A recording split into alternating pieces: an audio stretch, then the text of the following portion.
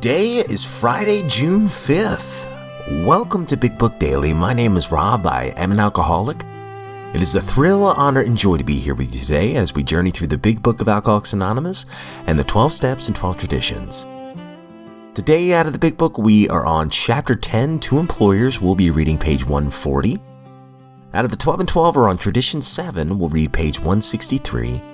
And of course, we'll read the 24 hours a day and daily reflection. So with that, hope y'all are doing well this beautiful Friday morning. Life is good over here. It's just another blessing just to wake up sober today. And real quick, I'm super excited. Recently, my wife and I, we always do an annual retreat. Kind of, the kiddos are at my folks' house, and my wife and I, we just get away and go somewhere. So this time we went to Pigeon Forge and had a ball. We stayed at this place called the Island of Pigeon Forge, and it was amazing. And the weather held out for us. It was a little touch and go, but it rained a little bit, and we were prepared to have fun no matter what. Because the weather's not in our control, right? But yeah, it worked out. And on our way back, okay, here's another thing you might not have known about me. Although maybe, you're not going to be surprised, but I am a huge wrestling fan. I don't care if the outcomes are predetermined. I enjoy it. It's entertaining to me. I loved it ever since I was a kid. And the first wrestler I ever got into was Hulk Hogan. I remember crying when he lost a match, but when I was real little. And Yokozuna, like 92 or 93, I think it was. I don't know. There were shenanigans in the match. But anyway, so there was a Hulk Hogan shop, and it was incredible. I spent probably more money than I should have there. And one of the things I got was a coffee cup. And it's great because I'm a Philly kid, so it's Balboa versus Thunder Lips, the charity exhibition. It's Rocky 3. There you go. And then one of the shops we went to in Pigeon Forge, they had a coffee shop, and here's an oatmeal cookie coffee grind. So I'm going to go ahead and give it a try live on the podcast. Oh my, that's good. It's got like a bitter first taste, but then you taste the oatmeal cookie afterwards. Oh, it's smooth. Doesn't need any creamer, that's for sure. That's rich. But anyway, guys, sorry about that long preamble. Let's go ahead and get to the good stuff.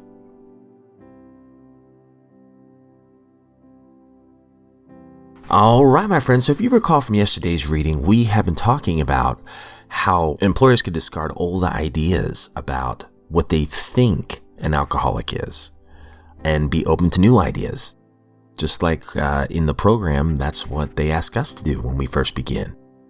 So we're on page 140. Can you discard the feeling that you are dealing only with habit, with stubbornness, or a weak will? If this presents difficulty, rereading chapters 2 and 3 where the alcoholic's sickness is discussed at length might be worthwhile. You, as a businessman, want to know the necessities before considering the result. If you can see that your employee is ill, can he be forgiven for what he has done in the past? Can his past absurdities be forgotten? Can it be appreciated that he has been victim of crooked thinking, directly caused by the action of alcohol on his brain? I well remember the shock I received when a prominent doctor in Chicago told me of cases where the pressure of spinal fluid actually ruptured the brain. No wonder an alcoholic is strangely irrational. Who wouldn't be with such a fevered brain? Normal drinkers are not so affected, nor can they understand the aberrations of the alcoholic. Your man has probably been trying to conceal a number of scrapes, perhaps pretty messy ones. They may be disgusting. You may be at a loss to understand how such a seemingly above-board chap could be so involved. But these scrapes can generally be charged, no matter how bad, to the abnormal action of alcohol in his mind. When drinking, or getting over a bout, an alcoholic, sometimes the model of honesty when normal, will do incredible things. Afterward, his revulsion will be terrible. Nearly always, these antics indicate nothing more than temporary conditions.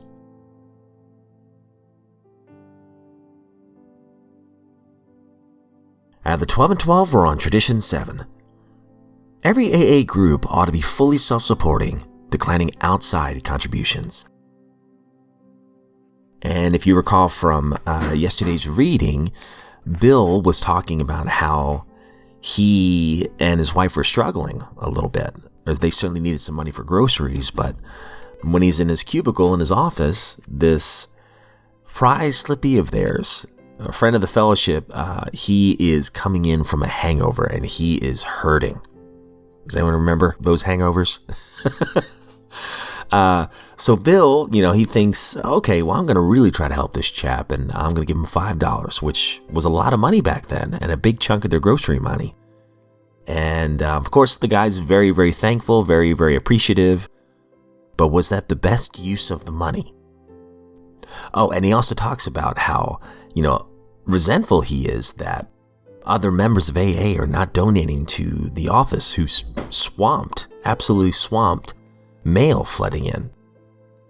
Almost a little prideful, like, here I am helping this one chap out with $5, and yet nobody can send $1 in to help out the center. So let's find out what happens next on page 163.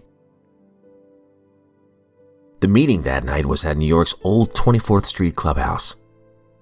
During the intermission, the treasurer gave a timid talk on how broke the club was. That was the period when you couldn't mix money in AA. But finally he said it. The landlord would put us out if we didn't pay up. He concluded his remarks by saying, "Now, boys, please go heavier on the hat tonight, will you?" I heard all this quite plainly, as I was piously trying to convert a newcomer who sat next to me. The hat came in my direction and I reached into my pocket. Still working on my prospect, I fumbled and came up with a 50-cent piece. Somehow it looked like a very big coin. Hastily, I dropped it back and fished out a dime, which clinked thinly as it dropped in the hat. Hats never got folding money in those days. Then I woke up. I, who had boasted my generosity that morning, was treating my own club worse than the distant alcoholics who'd forgotten to send the foundation their dollars. I realized that my $5 gift to the Slippy was an ego-feeding proposition. Bad for him and bad for me. There was a place in AA where spirituality and money would mix, and that was in the hat. There's another story about money. One night in 1948, the trustees of the foundation were having their quarterly meeting. The agenda discussion included a very important question. A certain lady had died, and when her will was read, it was discovered that she left Alcoholics Anonymous in trust with the Alcoholic Foundation a sum of $10,000.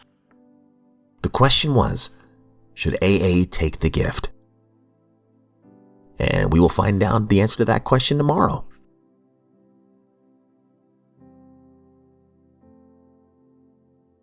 "24 hours a day, June 5th.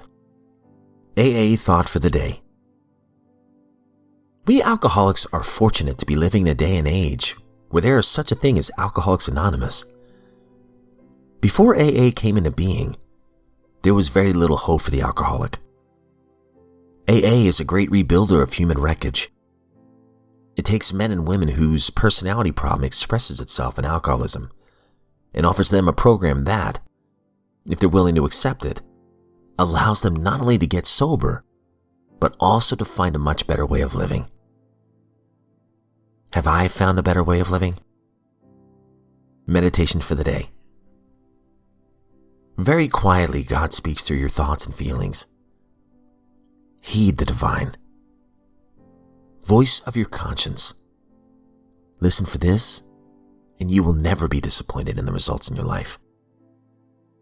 Listen for this small, still voice, and your tired nerves will become rested.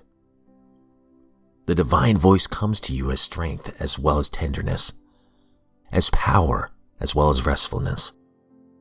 Your moral strength derives its effectiveness from the power that comes when you listen patiently for the still, small voice. Prayer for the day. I pray that I may listen for the still small voice of God. I pray that I may obey the leading of my conscience.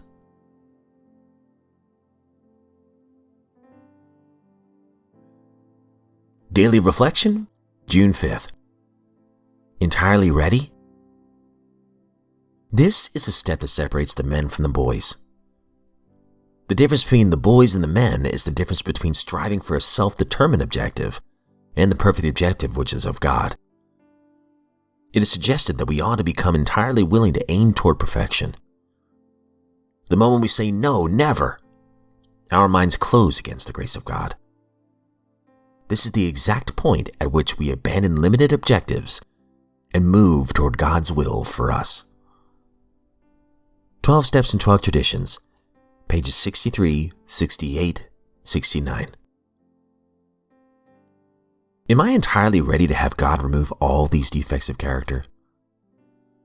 Do I know at long last that I cannot save myself? I have come to believe that I cannot. If I am unable, if my best intentions go wrong, if my desires are selfishly motivated, and if my knowledge and will are limited, then I'm ready to embrace God's will for my life.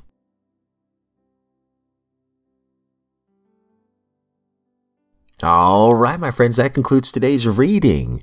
And some great stuff today, my goodness. Going back to the big book real fast. Discarding old ideas. It just reminds me of what we say at the end of just about every episode. It's that we all have worth and value. And I think about the people that gave me a second chance in my alcoholism. And all I can say is I'm so grateful for them. Going back to what I said at the beginning of the podcast, my wife and I, we started doing these retreats right after I started getting sober. Now, my wife could have used my past as a club over my head. I mean, she could have. That could have been a path she chose and victimized. But she didn't do that. As I was getting sober and working the steps and trying to give things over to God that I didn't know I was clinging on to. And it's a process, by the way, and we're going to talk about that in a second with the daily reflection. My wife could have left me. She could have blamed me for all of her problems. But instead, she worked on herself. And we both started working together.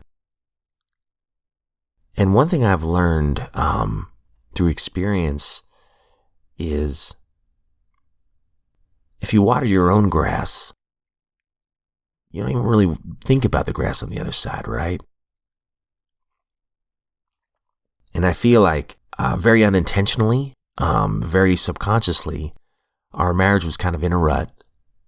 And I had to be a lot more intentional about working on our marriage.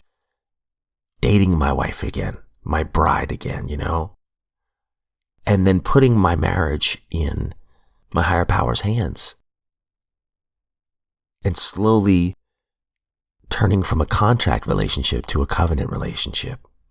Where I really am going to be there for her thick and thin. Because guess what? She was there for me in my alcoholism. So we worked on it. We prayed about it. We went to workshops, talking about communication techniques, where I learned that my wife is a quality time person and she likes acts of service. And for me, I'm physical touch and quality time. A little bit of words of affirmation, but mainly physical touch. Surprise, surprise, I'm a dude, right? But anyway, the point I'm trying to make is that sobriety has shown me that it's so much more than not drinking. There can be so much freedom and joy in the things that I already have. Being grateful for the things I've already got or the things that I don't have. And I'm so grateful for my marriage today. And real quick about the daily reflection, talking about being entirely ready. This step used to scare the the wits out of me. It really did. How can I give God everything? I don't know how to do that. Will I be perfect afterwards? But I don't think that's what this is saying. I think it's a matter of the heart. I love this follow-up question here.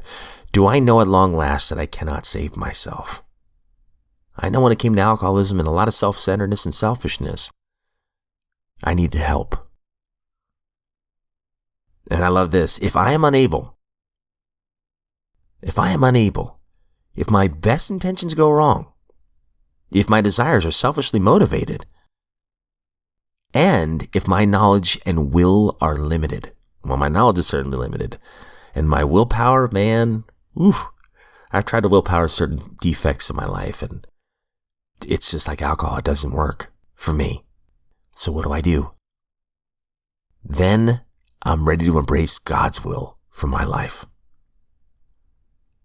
I give it over to my higher power daily. It's a dying daily to ourselves, something like that. And I used to think that dying daily to myself meant that, I have to get rid of who I am. I think in the context of that, I think it's meaning dying daily to my selfish desires. The selfish desires that cause destruction. And handing it over to my higher power. Going, okay, God, I trust you today. Please help me with X, Y, and Z. Great stuff. But all right, my friends, I've rambled on way over. I hope you all have a great day today. Please know, as always, I don't speak on behalf of AA, NA, Al-Anon, any other sector denomination. I am just a joyful drunk in this lifeboat of recovery. Honored to be here today with my Rocky and Thunder Lips coffee cup filled with oatmeal coffee. It's wonderful. I hope you know that if you are sober today, my friend, you are a miracle. And you have a unique superpower to help the next suffering alcoholic, or anybody else for that matter. And if you're not sober and you're hearing this somehow, I hope you know that you're a miracle as well. That your story is not done yet. And I pray that you get the help that you need today to make that first step toward a positive change in your life. And the beautiful thing is, you do not have to do it alone.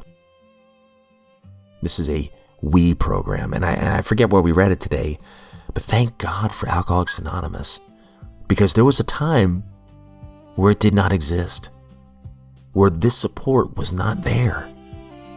But now you got all the support in the world. You want to hop on a meeting, a Zoom meeting or something like that? There are thousands of them all around the world. Check out the Everything AA app. You can log into a bunch of them. Or if you have an in-person meeting or somebody you can call and talk to, there's podcast resources out there, literature. I mean, it's everywhere. But do you have the willingness to make the first step toward change today? That's the big question. The honesty, open-mindedness, and willingness. The how to get sober. So with that, my friends, if we are given another set of 24 hours, I sincerely look forward to seeing you right back here tomorrow.